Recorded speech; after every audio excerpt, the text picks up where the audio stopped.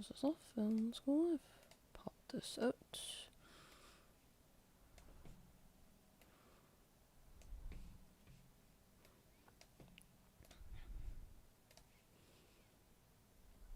Hello out there. So, just gonna get started in just a bit. I'm just gonna get my windows ready on the other screen. So this episode, well, today's live stream will be about how to install and set up the tools that I had released from yesterday. I'm just gonna bring that up. So that's these two tools. The Lip Sync, okay. So the Head Generator tool I finally got released. So this is like a head generator for character animation. So this allows you to get a really quickly get a character face outputted out that is ready for lip sync animation. And it goes and integrates seamlessly with my lip sync tools, which I've also updated yesterday, released an update. So this is a set of tools that I've used to deform your mesh, basically the lips of your mesh. So you can have like, it look like it's talking. And it's not a rig. It's basically using the blend shapes and deforming your mesh. So you need to have a mesh face with an open, with a mouth bag. And what it'll do,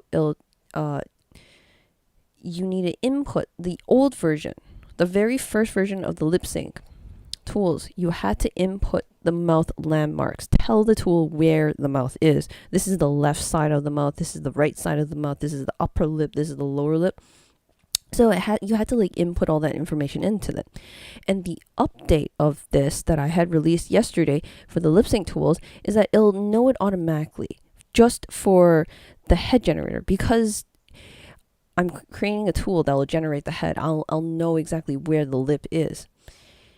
If you do provide, if you're trying to lip sync a mesh of your own that from a third party that you bought somewhere or something else, then you'll have to input the information in, the information for the mouth.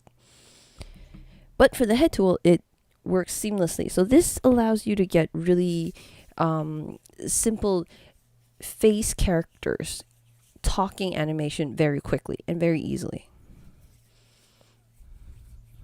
So that's what we're going to be doing today. So I had released the tools yesterday, but I didn't have much instructions on how to use them or nothing of major detail. So that's what we're going to cover today. I'm going to show you how to install it, how to use it, how does it work with the lip sync tools.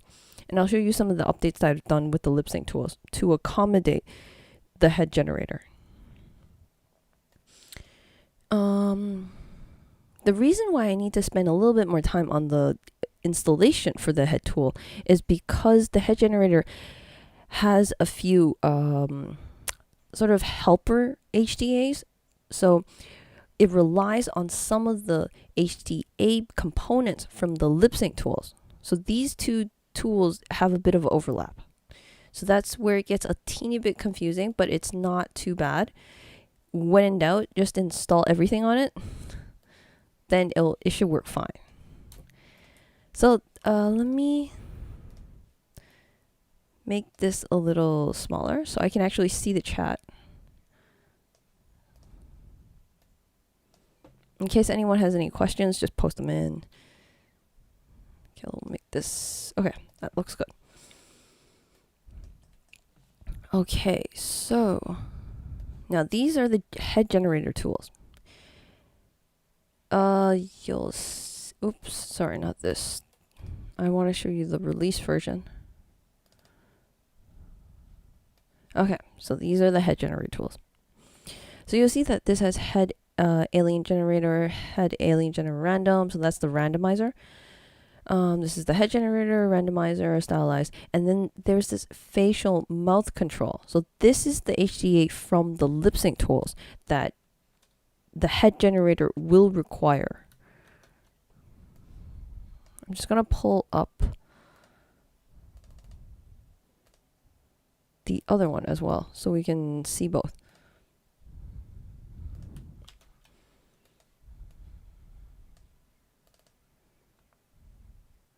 Yep, this is the one. Okay.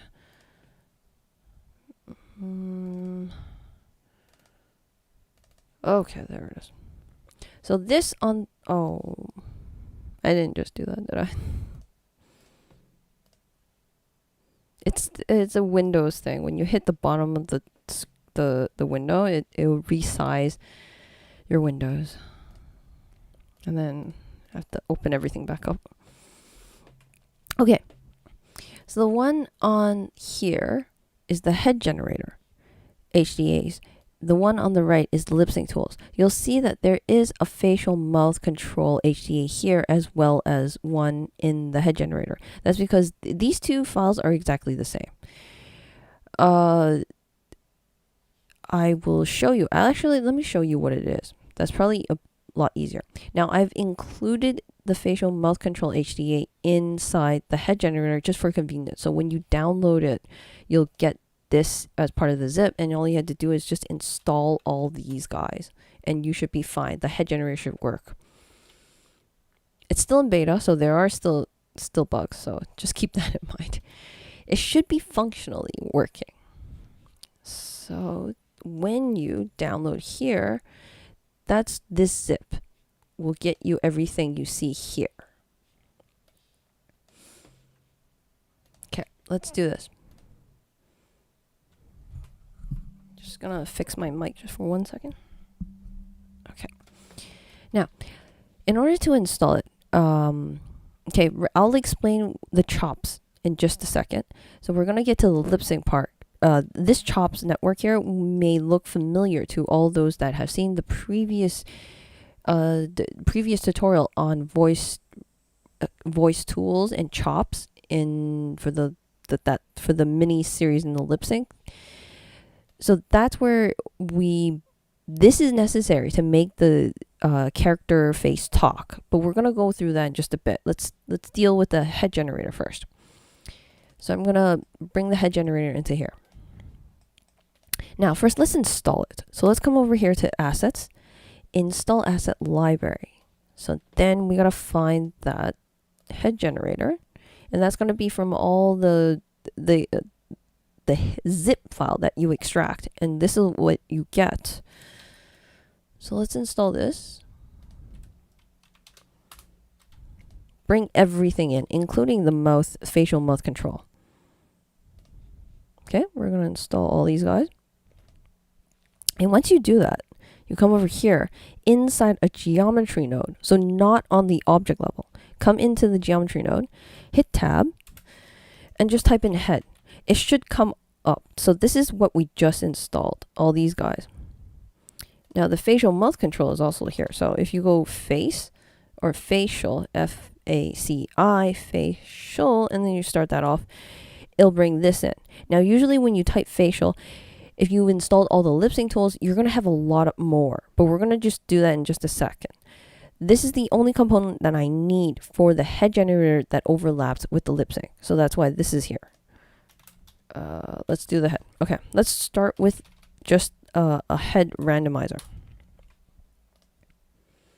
Bring it in.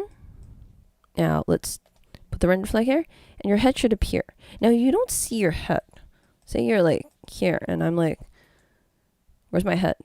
Come over here, like select this node, come over to the viewport, and press F.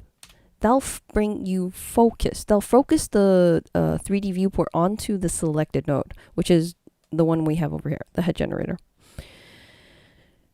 Now I'm just gonna go over this quickly again. Some of you that have seen the trailer already knows that if I feed in a different random seed value like this, if I scroll this over, I'm gonna get a different head mesh.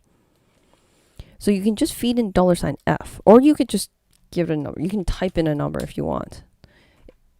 You can scroll this over. I've given 1,000. I believe it's 1,000. Let's see, 1 to 1,000. So you can scroll the slider if you wish. I find it easier if you just go $F. That way it feeds in the frame number into that. So you can just drag the frame, drag the timeline to get a different head mesh. Now, if you find that, okay, I'm always doing this and I'm always getting the same head mesh over and over and over, what you can do is $F times 2. That'll give you something completely different because it's a different number. It's the current frame times 2. You can do stuff like that. You can do like +2. You can do anything, or +22. You can do certain things like that. It's just a random number. As long as you get a random number, you get a different head.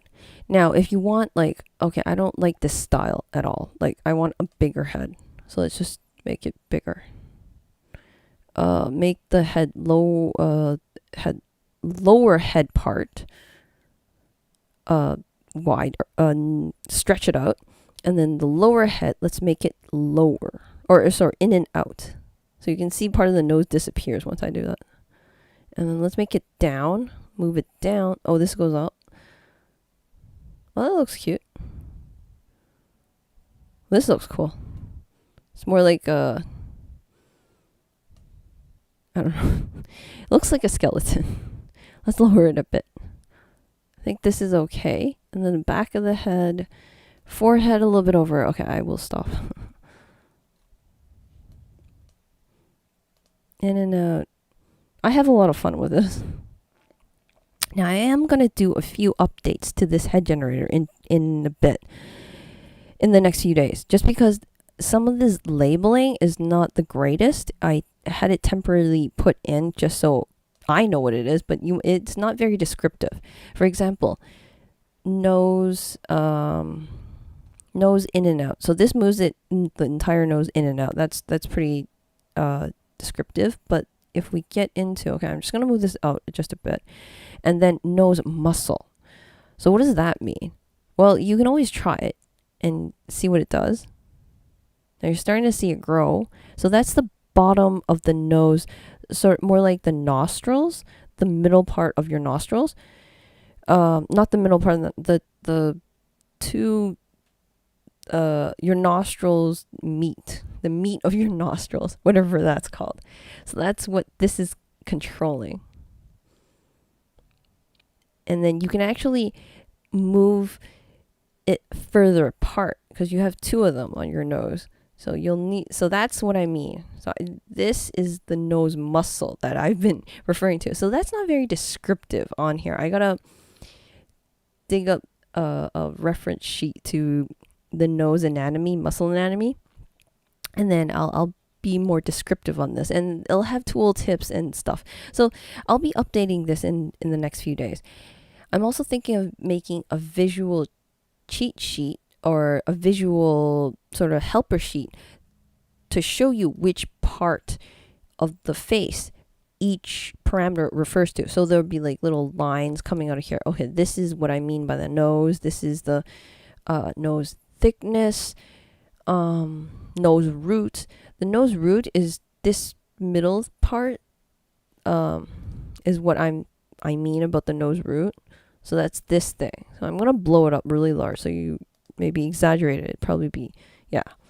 So that's what I mean by the nose root. So some of these aren't very descriptive right now. So I will be updating this in the next few days, along with a visual sheet. So you can use it as a reference to go like, okay, what is a nose root? And just look at the visual sheet. I'll have a picture for you. So after you've had that, you can actually keep randomizing it. So all the further onward randomized generated head meshes will be based on your tweaks. So you won't lose your tweaks completely. It'll just randomize it based on that. So you're going to see that you're going to get completely different heads as what I did at the beginning. I kind of like this.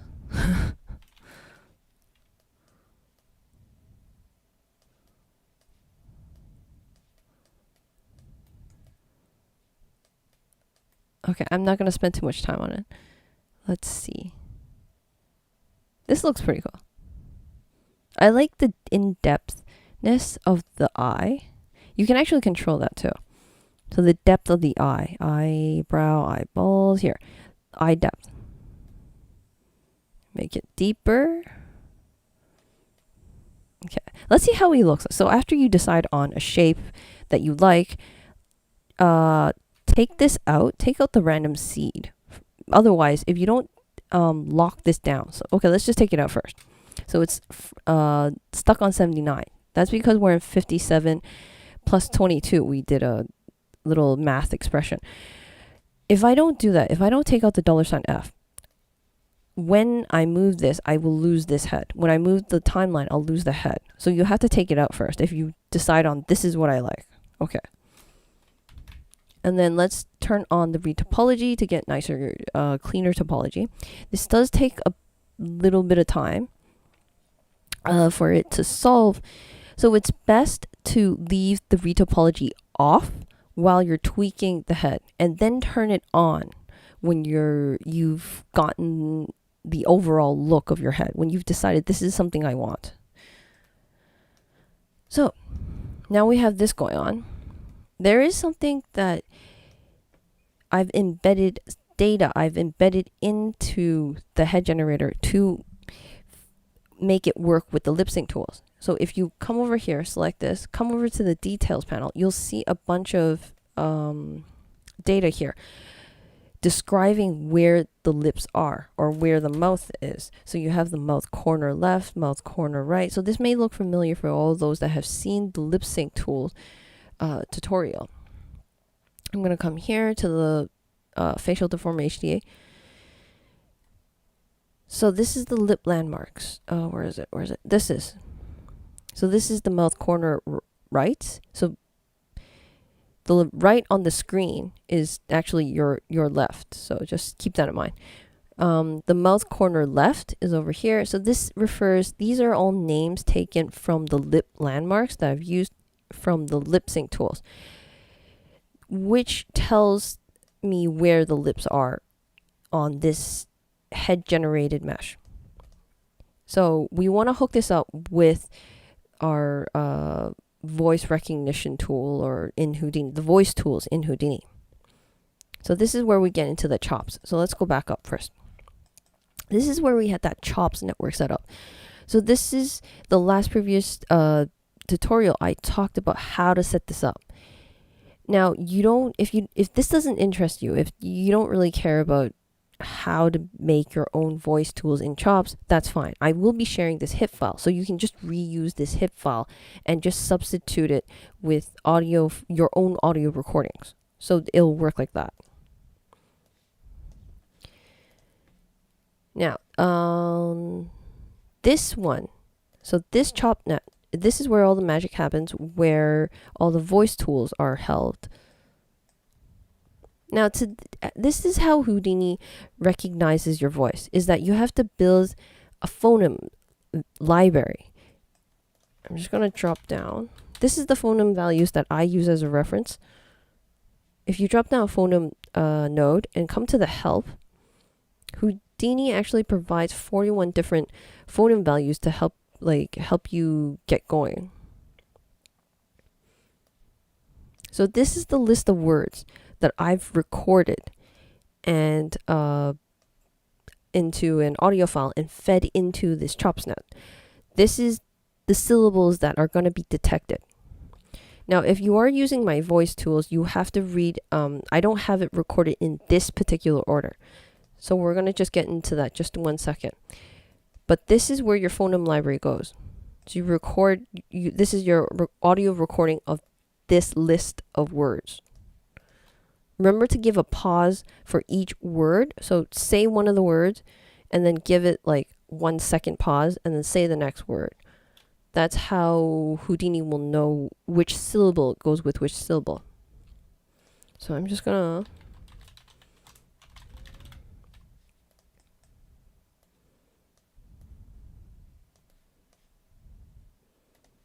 So again, all the members will get a copy of this HIP file, so you don't have to worry about that.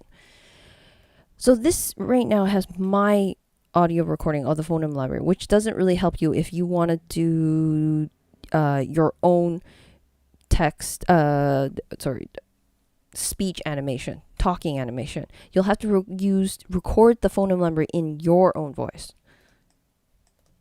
Now, this is the actual audio recording that you want to animate with. Audio speech audio recording, I'll call it. So you have to replace it with your own voice.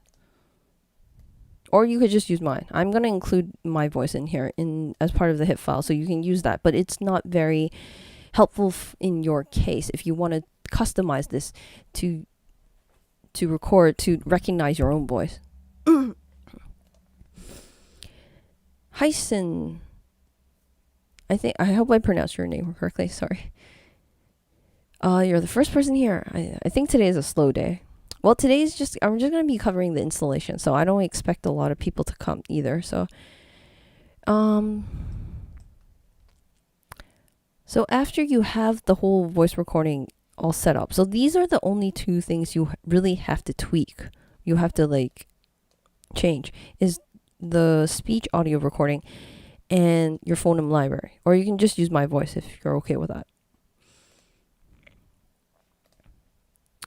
Let's go back up. Now, I have included a visualizer, and what this is really is just to like a debug, just to debug if it's actually working. So let me just play it. So this is just a sound bar.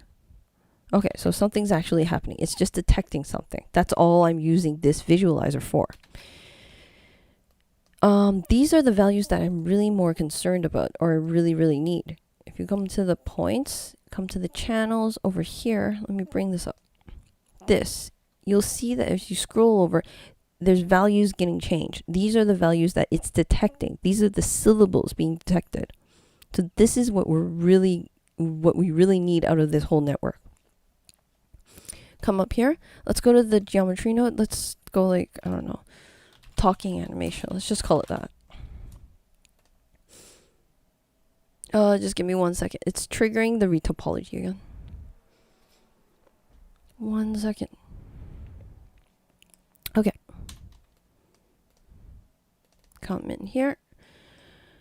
So I've already included an object merge to bring in all that information over, and that's this chan attribute, point attribute that we really need, and that's all we really need. It also pulled in the soundbar, but the soundbar isn't actually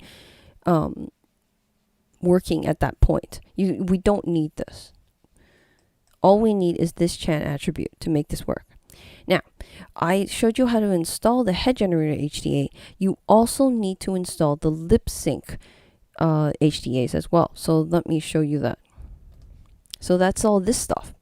And you can get that from this link. The Lip Sync Tools over here. This guy. So that's this zip here. So there's an update. For those of you that saw the last tutorial on the chops, you probably already have this.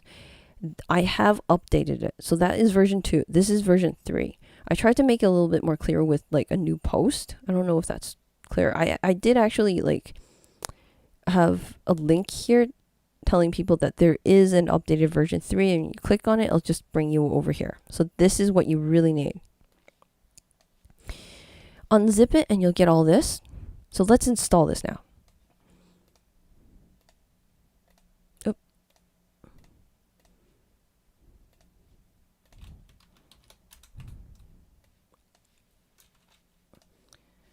Oh. 1 second. Let's facial. Okay.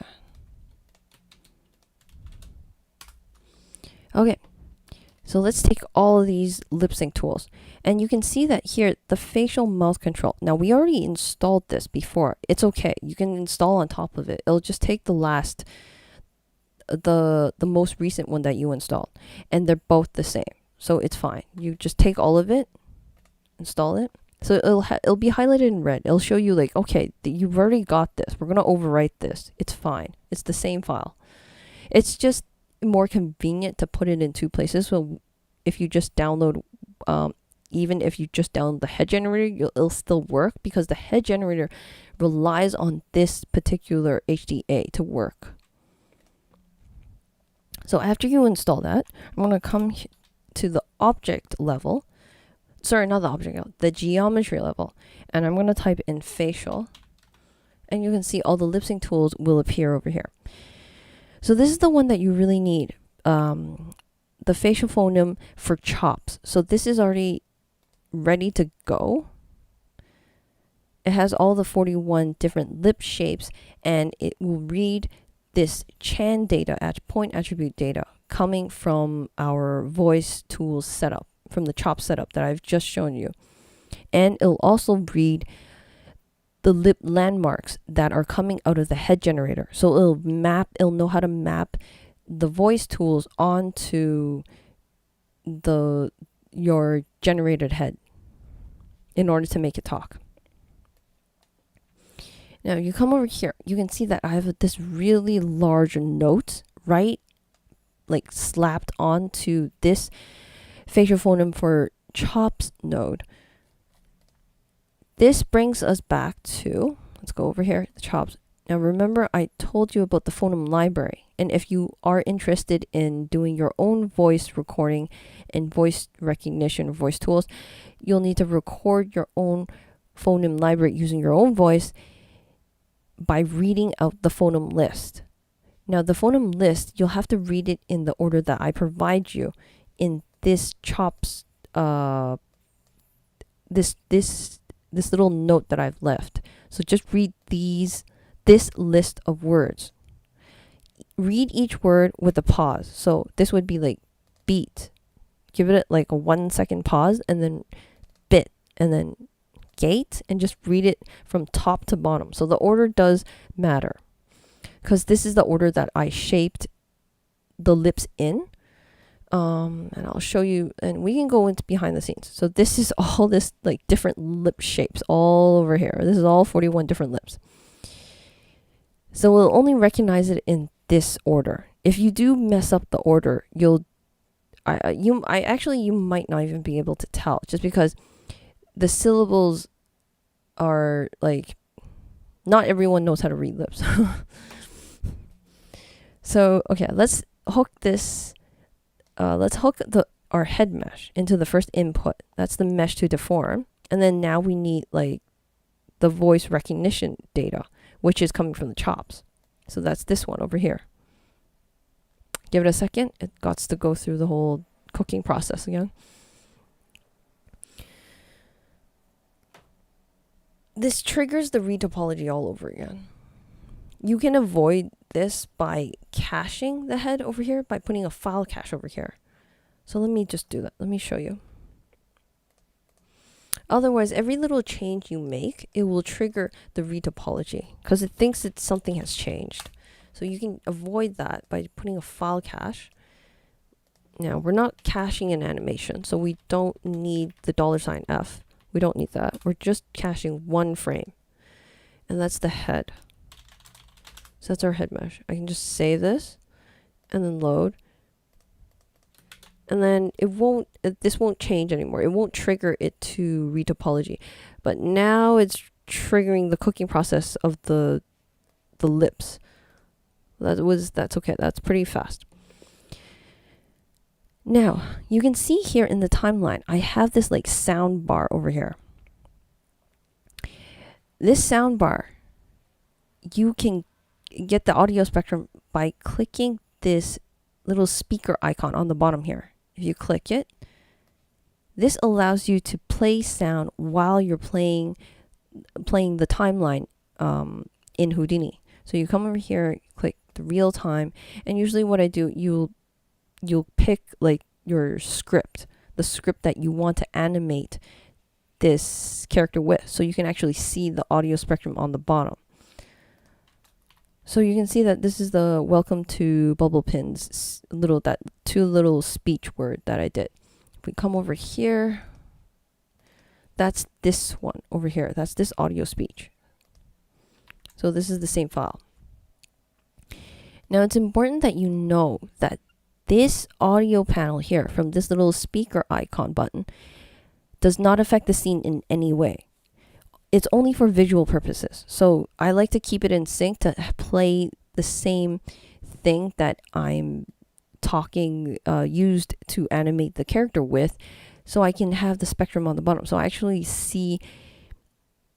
use it to debug my character. So over here, there's nothing happening here. So this character has a closed mouth. That's like my way of debugging. It's somewhat working. And then when you click over here, there's sound coming here. I expect that the character is opening its mouth. Okay, so the mouth is open. So it's doing something. Now I've also included,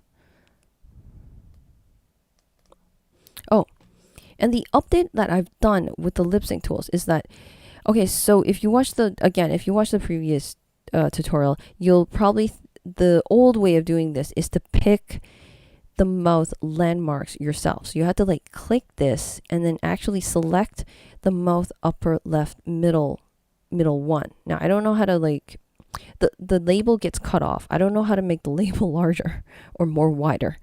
But if you hover your mouse over the label, it'll pop up the tooltip with the entire text. So what this is asking you is asking for you to identify the point which represents the left part of the mouth. So that's somewhere over here. So you can click this and then you can see it's highlighted. That point is highlighted. Press enter. It'll do its cooking. So this is the part where I didn't really like. You have to actually pick it, let it cook, and then you can see the point number appears over here. That is a pretty, that's a process that I didn't really like, and I wanted to improve it. Like, you don't need to wait for it to cook for every single landmark. So you had to do this 1, 2, 3, 4, 5, 6, 7, 8, 9, 10, 11, 12 times. Click, select, enter, cook, and repeat. That's quite time consuming. For us, it doesn't really matter because now we have facial lip landmark points. So I've separated this step into 2 nodes. That way it'll allow you to, it goes smack in the middle. It goes right after your geometry. So this is your pig head. It'll allow me to select the points. So look what happens when I select it now. So this is the mouth left around here. Enter, no cooking. So I can go straight to the next one. Mouth. Oh, sorry, this is the mouth upper left middle 1. That's not the right spot. That's over here. Enter. So if you do get confused which part is which, you can come over here to this link over here. And it'll tell you mouth upper left middle 1, which is around here-ish. This one is mouth upper left middle 2, mouth upper center, and this, you can use this as a reference. Let me go back here. Okay. So that's a lot better. So you don't have to wait for it to cook. So when you're ready, you can come over here and just press enter, and it'll cook its thing. It'll do all that cooking. So we don't need this right now. We're not going to make the pig head talk. Unless this is what you want. We can do that. We can make the pig head talk a little later if you want. But I really wanted to show you what the head generator, how it works with the voice tools. Oh, here's the cavalry has arrived. So everyone's coming in. Josh, Eswar, Bubble, do you think Apple M1 spec are enough for Houdini Sims? I actually thought about that just because I wanted to get the mini Mac, just because it's so small. It's so convenient to like bring everywhere, and it's a lot cheaper than the other MacBooks. However, I would not recommend getting Apple hardware to do Houdini simulations, just because the price point is really, really bad. It's not bad, sorry. It's not bad. It's just, you're buying an Apple product for its style and for its reliability. But when we're doing simulations, we need speed and power. And speed and power becomes very, very expensive with Apple products. So, the price of a Threadripper, you get like the price of a Threadripper Gen 3, was it the 3990? What is that? I think that's the fastest one they have, the one with 64 cores. That one is around, prices at $2,000-$3,000. You're not even gonna get a dent as close to that with Apple products. I mean, it'll cost you a fortune. So I don't recommend it. But if you do, I mean, I do see that a lot of webinars, people are using MacBooks. They have their own MacBooks, a laptop up there while they're doing the Houdini webinar. So if you are a person that does a lot of webinars out there, I wouldn't use it for production, basically what I'm saying. Webinars, I think it's perfect because it's reliable. I would rely on my Apple MacBook more than my desktop computer. But if I'm working at home and I'm doing my rough work, I don't mind. Okay, I do mind that it crashes, but it's not life-threatening. If you're doing a webinar and crashes, that might be a lot more disastrous. So that's my 2 cents. I wouldn't recommend it unless you're doing a lot of, presentations. Okay, so back to this.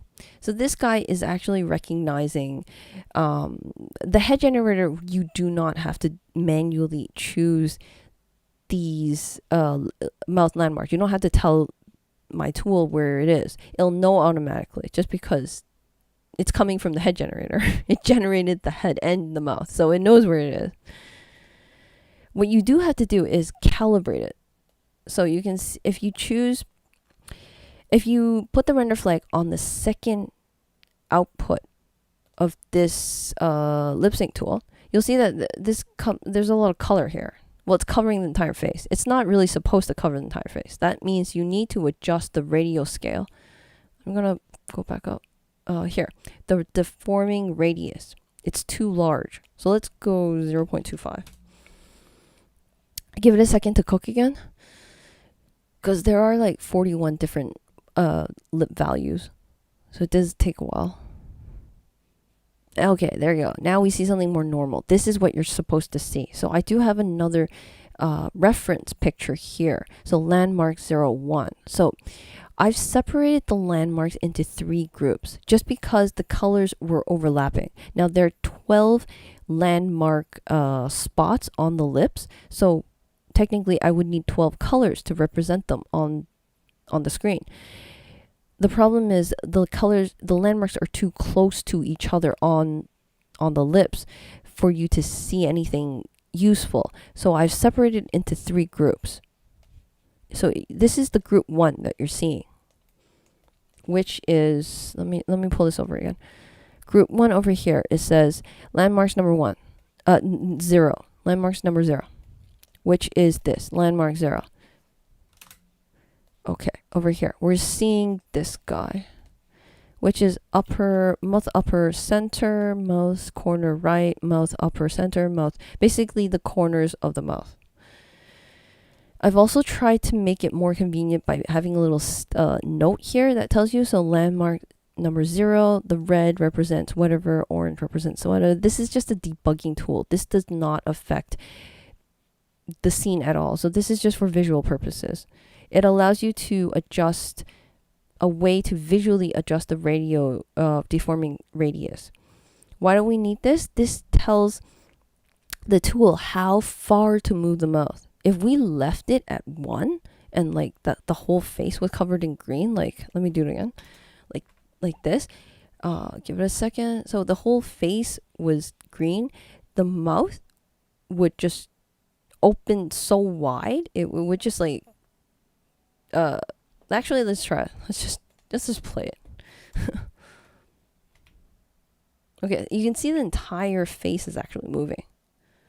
You can, even the nose, the eyes, the forehead, it's deforming the entire face in order to make it talk.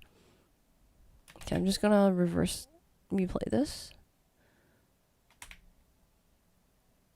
Okay, so the whole face is actually moving. That's not what we want. So that's what this deforming radius does. It tells it how far to deform the mesh in order to make it talk. So I'm going to go back to 0125. Let's give it 1 second. Couple of seconds. I'm going to get a glass of water.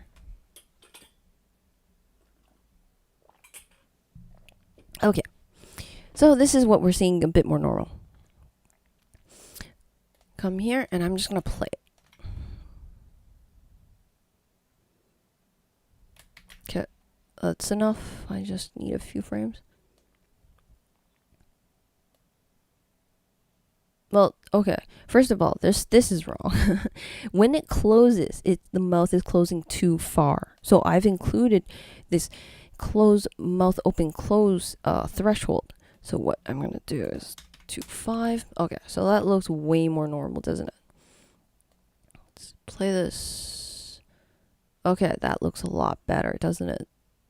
Now, the deforming scale tells it how much you want to exaggerate each mouth movement, or how for every syllable that it's trying to, the mouth would have a different shape, how far, how exaggerated you want the mouth to go for. For example, if you have someone like whispering, the mouth is barely moving, so you might want to have something ridiculously small for this. So that's what the deformation scale is for. I'm going to use 0.25. That's the one that I had tested ahead of time with. And let's see how this looks like. Okay, just give it a second to load, to cache these frames. And then we can just play the whole thing.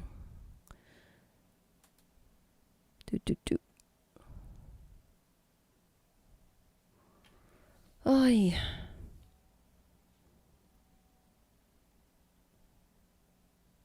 Okay, there it goes. So that looks pretty cool. It's much faster after it's cached. Let me put this into flat shaded.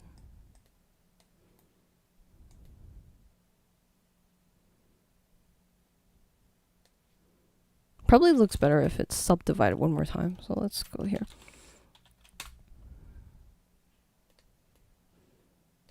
Okay, so this was only for debugging purposes, subdivided. Okay, that looks way more smoother. It does take a little bit longer to load now, since I subdivided it.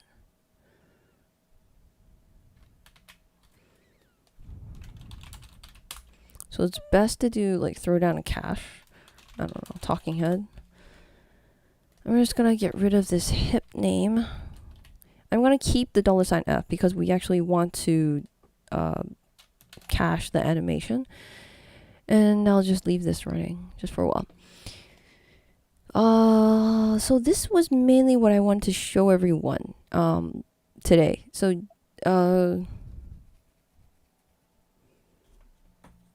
does anyone have any questions? This is basically what I had planned. Let's see. Now, this tool is still in work in progress. So this is just a beta. I know I'm missing a lot of stuff, like this. The character doesn't have any. The character doesn't have any eyebrows. There's no ears. Oh, that's another thing I wanted to show you. So if we come back over here, or come over here, you can see that there's an earpiece here, right? It looks like there's an ear, but there isn't. There's no ear. Let me come over here. Let's turn off the retopology so it doesn't cook. So you look here in the original head, the generated head from the random picker, there's no ear. Why would there be an ear after we retopology, after I turn on the retopology? Well, the reason behind that is, behind the scenes, within this node, I am using this geometry as a reference, this template head reference, because this is really nice topology. And there is an ear here. So it took the ear topology and slapped it onto our head generated, the generated head over here, which is fine for now because I do intend to add an ear. I just gotta figure out how to do it procedurally. So you can expect an ear coming up soon, along with like some ear parameters, like larger ear, thicker ear, and more parameters, just like the nose and all that stuff. So that's gonna come in maybe next 2 updates. And also eyebrows. That will come soon, and I'm thinking of even making a hair generator too. I mean, I made it as far as this. It would be sad not to put hair on top of this guy. That would be I think it would be a very nice feature to add in. What I really want to do is like a body generator to generate the entire body. So you would have a fully animatable character. Since we have KineFX, like I've had so many tutorials on KineFX, I can actually automate the entire process, throw it all into a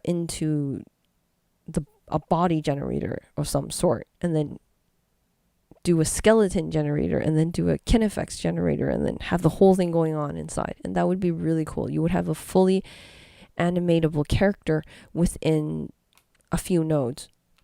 I think that would be very cool. But so far, this is what I got here. I do intend to, for the next update, I really want to do like emotional blends. So right now, this guy is talking. That's cool. He's moving his mouth, but there's no emotion. He's not smiling while he's talking. He's not sad. He's not grinning. There's no evil grin, or there's no, I don't know, smirk on his face, or like raise the eyebrow, like what are you doing kind of look. That would be cool to add in, sort of like emotional blends. So maybe like, I don't know what to call it, maybe emotional generator or some sort. So it would be part of the facial deformation tools. So that's to come. That's something to come in the future releases.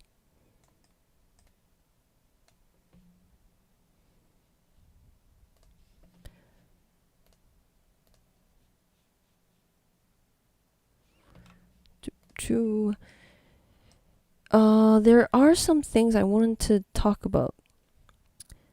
So let's go to the chops. If you are interested in doing your own audio recording, as I said before, all you have to do is come into this chops here and just change these two files. One to your own phoneme library that you have to record with your own voice, and the speech audio that you record in your own voice. And then there are some tweaks that you may need to do. May or may not. Let me open up the Motion FX tab. So this is how you find you display the audio spectrum. So we can actually see the sound. Now, if we come over here to the voice sync here, there is a silence level. So this is very important. If you ever wanted to adjust, okay, if you ever find that Houdini is not picking up every single word you're saying, you'll need to play around with the silence level. So this is how much silence it will pick up. If you have like a completely quiet room, you can have this really, really low, and it'll be very sensitive. The next thing is I throw down a few filters just to like make the voice, the recognition more smooth. So let's put that here, and let's take a look at this one. So this is just to de-spike it, so it's not as like pointy, so the mouth can actually have gradual up and down. So if we look at the one before this, it's very spiky. Every single syllable is being detected in a up, down, up, down, up, down. Like it spikes up and down. So that's what the filter will do. Now you can adjust this to your liking. So you might, depending on, this is different for every audio recording. depending on the quality of your audio recording. So you can start to play around with some of these effects. You can increase it, lower it, adjust the filter. So these are the two ones that you really want to play around with, these two parameters. And I have another filter placed here to sort of like smoothen it out, sharpen it. Sharpen it a bit so that it distinguishes between each syllable. So there's a more distinctive transition between like the ah, e, or the get and the bet. Maybe there's a more distinctive transition between those syllables, and it'll look more like he's talking, like the lips are actually moving. If you smooth out the curve too much, the syllables will blend with each other, and the mouth would just stay open all the time, and it would barely move, just because it's in a state that it's always in an on state for every single syllable. So it's the transition. You have to have a bit of the spike that it goes down and up, just because when you're talking, your mouth closes and opens. So that's one of the things that you have to be aware of. Unfortunately, I can't proceduralize this part just because it's different for every single audio recording. Okay. Yep, so that's all. Oops, sorry. That's all I had planned for today, was just to show you how to use and install the HDAs. Does anyone have any questions or anything at all? I'm going to start ending off the stream. Oh, and another thing, the next episode in the Lip Sync miniseries about look at constraints is going to be delayed just a bit. And what I was planning to do is I'm going to get eyeball textures placed for these characters, and then we're going to procedurally make the eyeballs look at an object. So it'll actually always stare at an object. So the eyeballs will actually move, and we're going to use KineFX for that.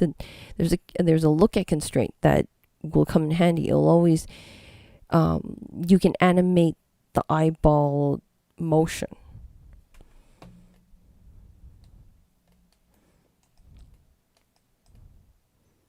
Well, hopefully at the end of everything, like after I get, like, I'm thinking maybe a couple months down the road, we're going to get like a body generator and emotional generator and everything and all that look at constraints, and maybe even, the hair generator. And I'm planning on making more clothing generators.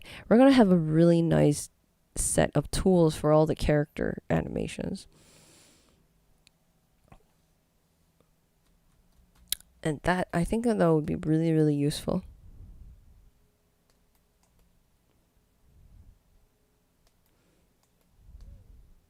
Cool. So I'm just going to end it off. I just want to thank everyone for joining me today. I just really wanted to show you how to get this thing installed and get this thing going, just because I had released it really quickly yesterday.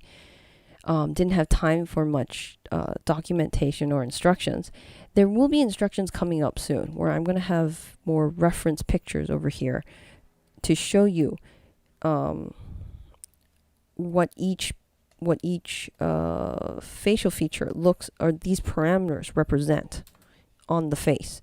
So there will be more coming up here. Just check this page in maybe a couple days. Don't quote me on that. Give me some time, and I'll actually post a message on the community tab when it's ready. Cool. All right. So if you have any more questions, but you missed the opportunity to ask it during the stream, that's okay. You can just post it in the comments, and I'll just get back to you as soon as possible. Cool. Thank you all for joining me today, and happy Houdini.